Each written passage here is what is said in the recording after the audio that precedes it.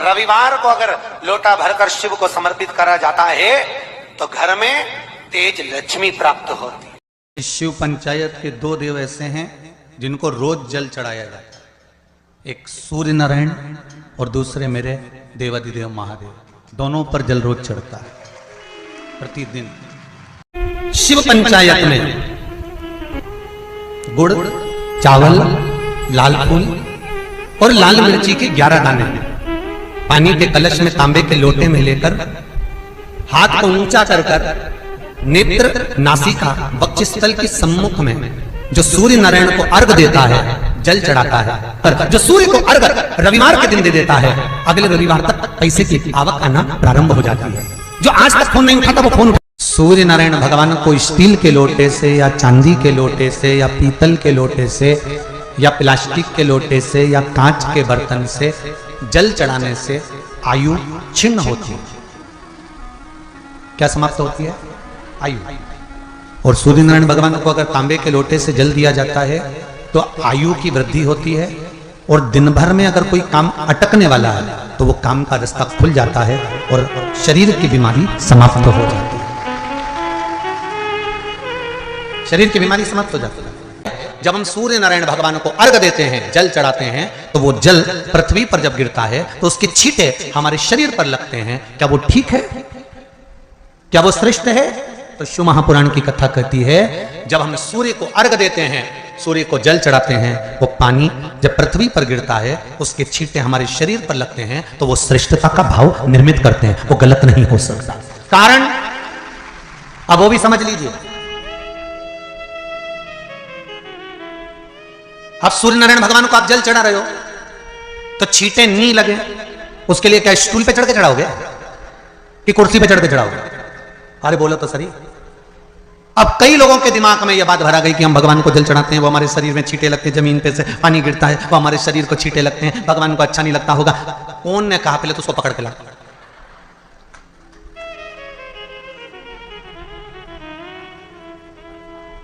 क्योंकि मेरे राम जी महाराज, मेरे भगवान कृष्ण, बड़े बड़े संत, साधु, सन्यासी, तपस्वी, साधक, उपासक जितने भी हुए, जिन्होंने सूर्य की आराधना करी, इन्होंने टेबल पे चढ़कर या कुर्सी पे चढ़कर जल नहीं चढ़ाया। इन्होंने पृथ्वी पर खड़े होकर ही, क्योंकि पृथ्वी तत्व के देव है शिव। जब हम मृत्यु लोक पर खड़े होकर, पृथ्वी पर खड़े होकर भगवान शंकर का भाग पृथ्वी तत्व को धारण कर कर जल को हाथ में लेकर जब समर्पित करते हैं और जो जल नीचे गिरता है वो शरीर पर अगर लगता है तो हमको उसका आशीर्वाद ही प्राप्त होता है, दोष नहीं लगता। पर लोगों ने इसको विपरीत कर दिया। कि कौन ने विपरीत करा? कई लोगों ने इसको विपरीत कर दिया। कौन ने विपरीत करा? तो जो दूसरे धर्म के लोग होते हैं, जिनको हिंदू धर्म से नफरत होती है और जो हिंदू धर्म की पूजन, सेवा, अर्चना को समाप्त करना चाहते हैं, वो धीरे धीरे धीरे धीरे कहने लगे कि सूर्य को जल चढ़ाओगे तो शरीर में लगेगा, शरीर में लगेगा तो दोष लगेगा। इसको कह कहकर घर घर में सूर्य को जल चढ़ाना लोगों ने बंद कर दिया कि आप जल चढ़ाएंगे तो दोष लगेगा, शरीर पे छींटा लगेगा, शरीर को ऐसा लगेगा। ये दोष नहीं है। कितनी सुंदर बात है महाराज। सूर्य नारायण भगवान को जब जल चढ़ाया जाता है, हाथ सिर से 8 इंच की दूरी पर होना चाहिए। जम के बोलिए, सिर से कितना ऊंचा होना चाहिए? 8 इंच ऊपर अपना हाथ होना चाहिए मस्तक से सूर्य को जल चढ़ाते समय। और ना चांदी का, ना स्टील का, ना लोहे का, ना प्लास्टिक का, ना कांच का, ना सोने का कोई बर्तन, ना कांसे का, ना एल्युमिनियम का, ना पीतल का, केवल एक पात्र होना चाहिए, वो है तांबे का। काय का पात्र होना चाहिए? तांबे का पात्र। और सूर्य नारायण भगवान को जब 8 इंच ऊपर तुम्हारा हस्त है और जब हम सूर्य को जल चढ़ा रहे हैं, कैसे जल चढ़ाना है वो भी समझ लीजिए। अगर कोई कैंसर का मरीज है, जिसके चेस्ट में कैंसर आ गया हो, लेफ्ट में, राइट में कहीं पर कैंसर आ गया हो, या कोई गठान आ गई हो, तो महाराज आप जल चढ़ाते समय उस जल की धार को सूर्य भगवान को जब चढ़ा रहे हो तो धार आपकी गठान की ओर जाना चाहिए, जिससे सूर्य की किरण उस जल में से आपके उस स्थान पर पड़े, उस जगह पर पड़े जहां पर गठान है। महाराज आप लगातार जल तो चढ़ाना चालू करो, अच्छे अच्छे डॉक्टर फेल हो जाएंगे और कह देंगे गठान ठीक हो गई। आपका लीवर और किडनी गड़बड़ कर रहा है, आप प्रतिदिन, आपका स्वास्थ्य गड़बड़ रहता है, आप प्रतिदिन ये ज्योतिष शास्त्र के अंतर्गत, रत्न शास्त्र के अंतर्गत ये रत्न शास्त्र, ज्योतिष शास्त्र, रंग शास्त्र जो हमारे यहाँ है, रंगों के हिसाब से ये जितने रत्न होते हैं, माणिक हुआ, मोती हुआ, नीलम हुआ, मूंगा हुआ, पुखराज हुआ, ये क्यों कहते हैं ये पीला है, ये सफेद है, ये नीला है, ये लाल है, इसको शरीर में क्यों पहनाते हैं? उसका कारण होता है कि जब शरीर में पहनते हैं सूर्य की किरण उसमें पड़ती है, हमारे शरीर पर वो कलर का इफेक्ट पड़ता है, उस कलर को शरीर पर लगता है, और शरीर पर लगता है तो हमारा शरीर धीरे धीरे, हमारी जो इंद्रियां हैं वो सही होने लगती है, काम सही होने लगता है। छल, चित्र, कपट, निंदा, बेईमानी, प्रपंच इस मनुष्य के शरीर में हर पल, हर घड़ी, हर क्षण है। ऐसा कोई मनुष्य नहीं जो छल, कपट, बेईमानी, प्रपंच, झूठ आदि आदि से दूर रह गए। माना हम इसमें फंसे हुए, पर तेरी कृपा होगी ना, तेरी दया होगी ना, तो ये पाप की जो ये गठरी है, ये मनुष्य का शरीर, एक दिन इस गठरी को खोल कर तू पाप बाहर निकाल देगा, और गठरी के अंदर जितने कपड़े हैं उसको धोकर साफ कर देगा, ये निश्चित। अगर तेरी कृपा होगी तो, अगर तेरी दया होगी तो। बल्ली देवी और देवसेना ने जल चढ़ाना प्रारंभ करा, शंकर भगवान का स्मरण करना प्रारंभ करा। उनके भी जाते जाते कोई पत्तियां तोड़कर लेकर आ जाती थी बल्ली देवी, पत्तियां, क्योंकि बल्ली देवी एक आदिवासी राजा की पुत्री है, आदिवासी राजा की पुत्री, उसको भान नहीं है कि बेलपत्र कौन सी है। फिर समझ लेना मेरी जीजी, जितने लोग आस्था चैनल पर कथा सुन रहे हैं, जितने फेसबुक यूट्यूब पर सुन रहे हैं, अगर एक बात हमने पहले भी कही है, आज फिर कह रहे हैं, बेलपत्र तोड़कर शंकर भगवान को चढ़ाओ, मना नहीं है, पर एक प्रयास अपनी जिंदगी में जरूर करना कि बेलपत्र चढ़ाने का यदि आपको शौक है तो जीवन में एक बेलपत्री का वृक्ष भी लगाने का शौक रखिए, जिससे वो बेलपत्र का वृक्ष बड़ा हो।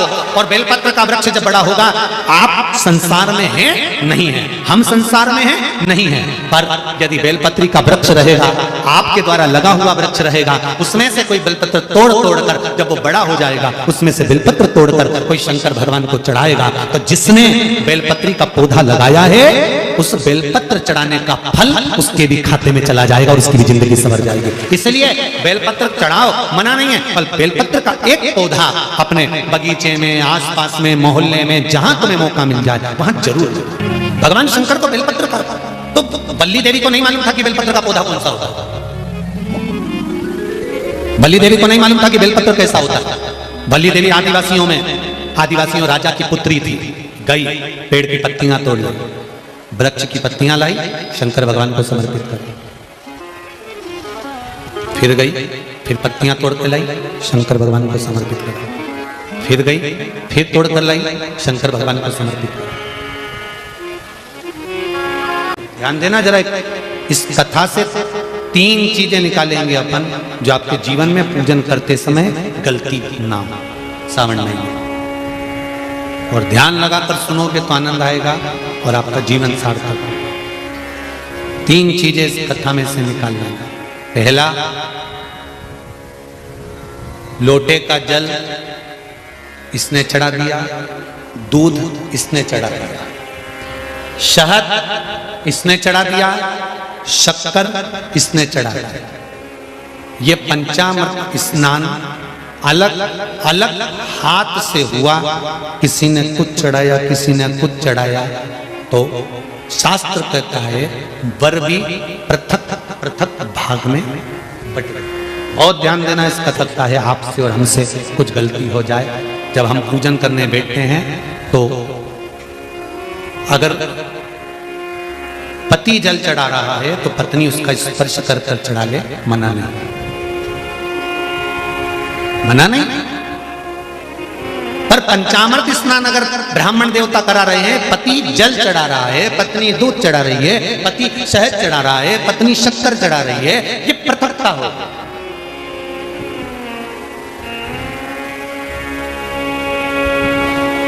या तो दोनों को जल चढ़ा, दोनों को दूध चढ़ाना, दोनों को शक्कर चढ़ाना, दोनों को कितनी सुंदर बात है पशुपति व्रत की कि प्रसाद जो शंकर भगवान के मंदिर में एक हिस्सा लेकर आते हो, उस हिस्से को भी पृथक नहीं करा जाता। उस हिस्से को भी जिसने पशुपति व्रत करा है, एक हिस्से का प्रसाद उसी को खाना है, यहां तक है कि दूसरे को नहीं देना। शंकर भगवान के मंदिर में, शिव जी के मंदिर में नारियल तक नहीं फोड़ा जाता। क्यों? वो पृथक हो जाएगा। खंडित बेलपत्र समर्पित नहीं करी जाती, वो पृथक हो जाएगी। शंकर भगवान को धतूरा चढ़ाया जाता है, पूर्ण चढ़ाया जाता है। चावल का दाना चढ़ाया जाता है, पूर्ण चढ़ाया जाता है। एक बेलपत्र चढ़ाई जाती है, वो पूर्ण चढ़ाई जाती है। पृथकता ना रखें।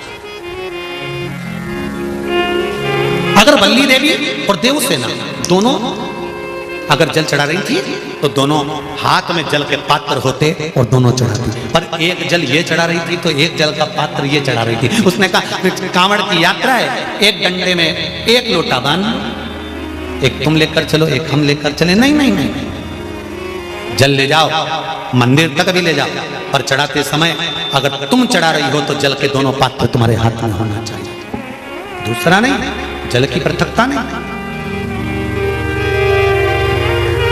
पृथक भाव। फिर ध्यान दो दूसरी बात, शंकर भगवान के मंदिर में जाओ, शिव की स्तुति में जाओ, पति और पत्नी दोनों विचार कर कर जाना। सुनो जी, मैंने पशुपति व्रत करा, आपकी नौकरी के लिए करा। सुनो, मैं शंकर के मंदिर में आपकी नौकरी मांगने जा रही हूं।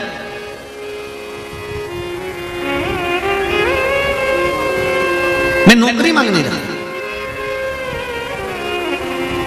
अब शिव मंदिर में आप गए, व्रत करा था, पति को भी साथ ले गए, दोनों ने प्रणाम करा, शंकर भगवान प्रसन्न हो गए। सबसे पहले शंकर भगवान ने पति से कहा तू मांग ले, पहले तुझे क्या चाहिए, क्योंकि तेरी पत्नी का व्रत है, उसको बाद में दूंगा। उसने व्रत करा, थोड़ी तप साधना और कर लेंगे, तू मांग ले। पति ने कहा मुझे वर दे दो, मेरी एक मकान और एक प्लाट उलझा पड़ा है, वो सुलझ जाए। शंकर भगवान ने पत्नी से कहा अब तू मांग ले। पत्नी कहने लगी मैंने इनकी नौकरी के लिए मांगा था। शंकर भगवान ने कहा तूने नौकरी के लिए मांगा था, पर तेरा पशुपति व्रत जब तूने प्रारंभ करा था, तेरे मन में भाव आया था कि नौकरी मिले और मैं और मेरे पति दोनों शंकर की धोख लगाने के लिए जाएं, और भगवान के सामने जब हम झोली पसार के मांगे तो एक जैसा हमारी कामना पूर्ण कर देना। अब तेरे पति ने प्लाट का भाव मांग लिया और तू नौकरी मांग रही है, दोनों में पृथकता। फिर निवेदन करेंगे शंकर के मंदिर में जाकर पति को बता देना कि मैं शंकर के मंदिर जा रही हूं और मेरी आराधना का कारण ये है, और उस आराधना के कारण ही मैं आपकी नौकरी के लिए, आपके व्यापार के लिए, आपके व्यवसाय के लिए, आपके लिए मैंने ये करा, और इसीलिए मैं पशुपति व्रत कर रही हूं, और मुझे पूरा विश्वास है शंकर भगवान मेरी मनोकामना पूर्ण करेंगे। तो दोनों जाएं और दोनों प्रणाम करें, तो दोनों के प्रणाम करते समय वर भी एक हो कि भगवान नौकरी लगा देना, प्रभु सुन लेना मेरे दाता, तेरी कृपा चाहिए। पृथकता का भाव। हाँ, पति अलग पशुपति व्रत कर रहा है, पत्नी अलग पशुपति व्रत कर रही है। ये संकट सोमवार में भी होता है। जोड़े से जब संकट सोमवार किया जाता है ना, तो पति पत्नी को निर्णय ले लेना चाहिए कि हम किस चीज के लिए संकट सोमवार कर रहे हैं। पहले निर्णय लिया जाए, तब पति पत्नी दोनों संकट सोमवार का व्रत करें। अब व्रत कर लिया दोनों पति पत्नी ने संकट सोमवार का, जोड़े से पूजन कर रहे, जोड़े से अभिषेक कर रहे, और उद्यापन भी बोलो जम के जोड़े से कर रहे। और वर क्या मांगा? पति ने सोचा था दुकान का, पत्नी ने सोचा था पार्लर का। निर्णय अलग था। अंत समय प्रभु आना पड़ेगा, वचन दिया तो निभाना पड़ेगा। आए नाए प्रभु कुटुंब कबीरा, अंत समय प्रभु आना पड़ेगा।